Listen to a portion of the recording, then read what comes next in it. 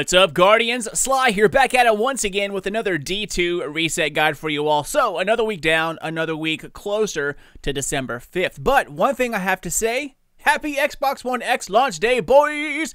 That's right, guys. Last night at midnight, the Xbox One X officially launched. And with Black Friday like right around the corner, I am super stoked to see what kind of awesome 4K TVs will be available. And what's crazier, it's almost like magic that my Xbox just died on me like a couple of days ago. I've had it since like Xbox One debuted, so this bad boy is definitely old and looking for retirement. It's seen tens and tens of thousands of hours of gaming on it, so definitely stoked to be getting an upgrade. But on top of all this, daylight savings set the clock back an hour, so reset is now at 4 a.m. instead of 5. Don't know if that works out for the better or not, but anyways, it's definitely an exciting week, guys. COD proved to be pretty awesome. World War II is definitely where they needed to go back to. Origins Assassin's Creed nailed it. The X launched. It's N7 Day. By the way, happy N7 Day to all my Mass Effect peeps out there. And in Destiny, we're set to have another challenge mode debut. Don't know what it'll be, but I have a feeling it will be dogs. We'll find out here soon enough. And to top it all off, the faction rally has returned as well. Anyways, enough talk, y'all. Let's dive in and check out what's going on within Destiny 2 for this week of November 7th. Y'all ready? Let's do it, guys. It's Tuesday, November 7th, and this is your Destiny 2 weekly reset guide. As always, thank you all for joining me and for coming back to Sly Nation. So, it is freshly 4 a.m. here in North Carolina, and all the milestones have just reset. Crucible, Nightfall, the Raid, and of course, the Flashpoint. As you can see, the faction rally is joining us for this week, and I'll dive into that here in more detail within a second. But for our Flashpoint, we're heading back down to Nessus. So that means, of course, Cade's chest will be located here, as well as Xur when he arrives on Friday. Alright, so next let's go check out the weekly favorite, and let's head over to the Nightfall. Let's go take a peek and see what we're getting ourselves into. Last week we had the Arms Dealer, which was pretty fun. This week, we're checking out the Inverted Spire. As for the modifiers, we have Momentum. Health and shield regeneration are disabled while standing still. Sprint to regenerate more quickly. After that, we have Time Warp Rings. Vex Time Gates have appeared in the area. Pass through them to discharge temporal energy and extend the mission timer. So I'm pretty sure this is the first time Rings has been a modifier on the PC. It's a pretty cool way to do a time modifier. However, the health regen thing, I am definitely not a fan of. Basically, in order to heal, you have to run. While you're standing still, walking, strafing, or even like a short sprint, you will not heal at all. You have to be running for a decent amount of time before momentum kicks in and then you start to finally heal. It's a pain in the ass, especially when you're kind of in a tight spot with not a lot of room to run around because, you know, it's filled with bad dudes. So any kind of self-healing works wonders here, guys. Solar Titans, Void Warlocks, and Healing Rifts all the way. Hunters can go invis and spin around wherever they need to when they're in a pinch. As far as rings, you have to jump through the first one, and that activates the rest. But as soon as you do it, the timer starts counting down, and you have like 45 seconds or something like that to grab them all, or they will disappear, and you can't get them back. So not dying is pretty crucial here. You have to clear out all the ads in your way, or at least the majority of them. Now the first ring you see floating there, that's the one you jump through to start it. It never goes away until you activate it. So take your time with ads and make sure you clear them before jumping through. Alright, Guardians, good luck. Next, let's head down to the tower and check out all of the faction rally goodness, as well as what Eververse has in store for us. So as you can see, the tower has been pimped out for this special occasion. Your first step is to go over to Dead Orbit and talk to Arok Jalal, and we'll go over some of the new weapons here in a second. But if you want to take a look at all of them, simply hover over the white engram when you're in the vendor menu, and then hit preview. That's like triangle Y or right click on a mouse. There are a few weapons I am totally stoked for this week. So let's hit up some of these new ones, starting over at New Monarchy. Now, to save some time, I'm actually only going to check out the new ones we haven't seen yet. I went over all the other ones from the last faction rally in my other video. Since we all know those by now, no sense in going over them again. So let's take a look at all the new ones for this week.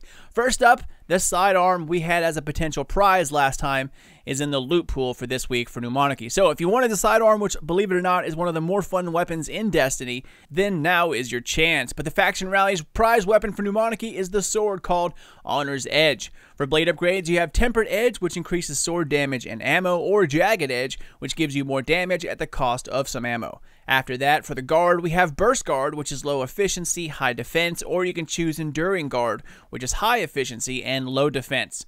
By the way, efficiency is how much ammo it takes to block incoming damage. If you have a low efficiency sword, then it's going to take a ton of ammo out of the sword to block damage. A high efficiency sword won't take all that much, but it's finding the right balance of protection and ammo that's hard to find. And finally, at the end here, the weapon's trait is called On Guard.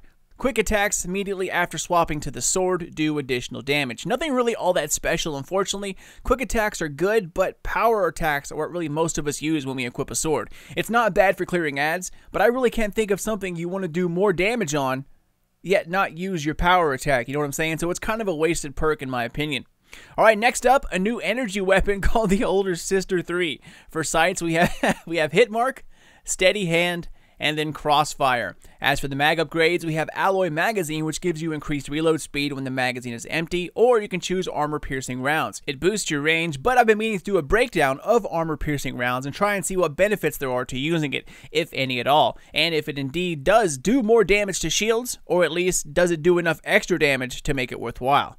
In any case, this weapon's trait is called Ambitious Assassin, which is a pretty cool trait, normally found on raid weapons. It overflows the magazine based on the number of rapid kills you earn before reloading, so you could get quite a large magazine on this bad boy if your aim is good. Suros hand cannons have been killing it on PC, especially in the Crucible, so I wouldn't be surprised if this one starts showing up a lot here soon. Alright, next up, another Suros weapon, this time a sniper rifle. Now, snipers are kind of in a bad place right now. Hopefully, with Season 2 coming around here soon, we can get them back to their former glory. So, MAXIM 11. For scopes, we have Long Zoom Sniper, scope SSO-05. After that, Medium Zoom, scope SSO-07. And of course, at the end, we have a Low Zoom scope called SSO-08. As far as mag upgrades, we have an Alloy Magazine, which again is great for any weapon, especially heavy weapons where you reload faster when the mag is empty. Great perk for snipers, or you can choose Flared Magwell, which increases stability, handling, and reload speed. And of course, here at the end, we have the weapons trait called Snapshot, which is increased ADS speed, also good for a sniper.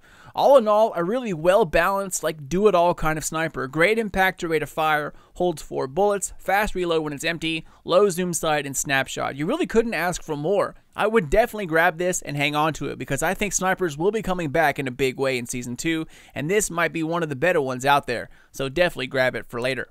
Alright guys, that's everything here at Pneumonarchy. Next, let's head over to Dead Orbit and check out all of their goodies, starting up first with their prize, which really isn't much of a prize at all. It's called the TRUTHTELLER. It's a grenade launcher and a single-shot grenade launcher at that. For barrel upgrades, we have Confined Launch, Linear Compensator, and then Hard Launch. Now, back in the day, Hard Launch was always the way to go. Unfortunately, not so much anymore. As for mag upgrades, we have Concussion Grenades, which can stagger enemies, or you can choose Black Powder, which decreases the stability, but says its explosives are more effective. In what way, I'm not really entirely sure, because it doesn't really give it a boost in any of the other stats. So, kind of curious about this one. We'll see later. And finally, the weapon trait, Quick Draw. This weapon can be drawn unbelievably fast. In my opinion, guys, this one is definitely a pass. Now, believe it or not, besides this prize weapon here, Dead Orbit has the faction rally on lockdown with the best selection of weapon guys. Now, I don't mean as a whole, just in terms of the new ones that are out, because the AR, the SMG, and the Scout Rifle, I think Dead Orbit will absolutely destroy it, especially with the AR called Guiding Star. For its sights, we have Iron Sight Classic or Model 8 Red, which is a medium zoom red dot. For mag upgrades, there's Appended Mag, which increases mag size, but this next one is what I'm really interested in, and that, of course, is high caliber rounds. Finally, the weapons trait, which is Moving Target. Increased movement speeds and target acquisition when moving while aiming down sight. So not only are you going to strafe faster, but you'll have an easier time shooting while doing it. Add that to the fact that it comes with high caliber rounds, and it's one of the few weapons in the 720 rounds per minute category, and I think this thing will be a beast. The Valkadon is way up there in the time to kill category versus other weapons. The blue version of it is the Sandwasp, and it's the only other high rate of fire weapon out there, but the Valkadon has an odd slide on it, and I just don't like the way it shoots or handles. But now, if you put all of this into a classic AR build like the one we have here, add high caliber rounds and better target acquisition, you're getting the time to kill a Valkadon on a better shooting platform with a red dot sight. As long as this thing is halfway stable, guys, it's going to be a beast, but time will ultimately tell. Alright, until then, let's check out my next two weapons that I'm excited about. First, the Contingency Plan, a Viced Scout Rifle, and being that it's Viced, it comes fully auto. For its barrel upgrades, we have Small Bore, Extended Barrel, and then Corkscrew Rifling. Moving on towards the mag upgrades, we start off with appended mag, which increases mag count, or you can choose accurized rounds, which increases range. Then finally, for this weapon's trait, it comes with a cool one called auto-loading holster, basically Cocoon from D1. It auto-reloads the weapon after being holstered for a short period of time, usually something like 30 seconds. It's great for any game type. As soon as you switch back, you're ready to go. I love this perk, guys. It's a 260 rounds per minute scout rifle, which is pretty fast, and another one I'm definitely excited to try out. And finally, the last one to check out, again, another one I'm excited to get my hands on, the kinetic SMG called Escape Velocity. For sights, we have Iron Sight 2 Classic or IS-5 Circle. Moving on to the middle column of upgrades, we start off with my favorite, of course, high caliber rounds, or you can choose a steady rounds, which greatly increases stability, but at the cost of range, and of course, you don't get the stagger effect of HCRs. So depending on how the extra stability and loss of range factors in, that will ultimately determine which one's better to use. And last but not least, of course, the weapon's trait here, which is Grave Robber. Melee kills grant partial reload, nothing that special. Dead Orbit has it going on this week, guys. All of these guns seem to be pretty damn good. Last Faction Rally, Future War Cult had it in the bag, but this week, I'm going to definitely have to give it to Dead Orbit. As for the prize, well, I guess I'm going to have to go with the sword. None of them are really all that great. Alright, well, speaking of Future War Cult, let's head over to Lakshmi and check out her new stock of weapons. Of course, the pulse rifle from the last rally is now in rotation for the loot pool, and the prize for this week is the fusion rifle called Timeline's VERTEX. For sight, we have Spark PS or Torch HS3. The middle column of mag upgrades gives us enhanced battery, which brings 7 shots to the weapon, or you can choose accelerated coils and decreased charge time, but doing so brings down your number of shots and a slight loss of impact. However, shooting faster is never really that bad of a thing. Now, there are certain fusions which are complemented by accelerated coils, and then there are others that are absolutely ruined by it. And in all honesty, I'm not really acquainted with D2 fusions enough to give you an honest answer about if this is a good one to use or not. I haven't really messed around with fusions a whole lot in Destiny 2 besides linear fusions. But from what I can see, I don't think this one will be worth using accelerated coils. The charge time isn't that bad to begin with, and taking away the impact might create a 2-hit scenario in the Crucible instead of it being a 1-hit kill, in which case, you're better off with more impact. As far as weapons trait, we have Snapshot, which is always good on a fusion. Alright, y'all, moving along here, our next weapon, another SMG, and this time from the Omolon family. For sights, we have Candle PS or Torch HS3. As for the middle column, high caliber rounds, which of course are always good. Then we have accurized rounds, which gives a tad more range, or something unique to Omolon SMGs only, something called phase rounds, which can lower the rate of fire to 600 rounds per minute and increase the impact and bring it up to the 600 round per minute archetype, which is where I think it shines the best. Finally, the trait for this bad boy, Tap the Trigger, grants a short period of increased stability and accuracy on initial trigger pull, something that probably gets wasted 2/3 of the time on consoles, with controllers being harder to aim, but deadly on a mouse and keyboard setup. Alright, we are almost at the end, guys. 2 more to go. First, a kinetic sidearm called ENIGMA'S Draw. For sights, we have Controlled SAS, Tactic SAS, and then Target SAS. It comes with high caliber rounds or accurized rounds. Then finally for the trait, we have Zen Moment. Causing damage with this weapon increases its stability. Finally, the last weapon to take a peek at, another grenade launcher. Unfortunately, this one is called Memory Interdict. For its barrels, we have Confined Launch, Countermass, and then Hard Launch. Moving on towards the middle here, we have Implosion rounds. Projectiles travel faster and have a controlled explosion. Basically, increased stability, projectile speed, and decreased blast radius. Next, Remote Detonation fires slower projectiles that bounce and detonate on trigger release. Finally, the trait here is called Rampage. Kills with this weapon temporarily grant increased damage.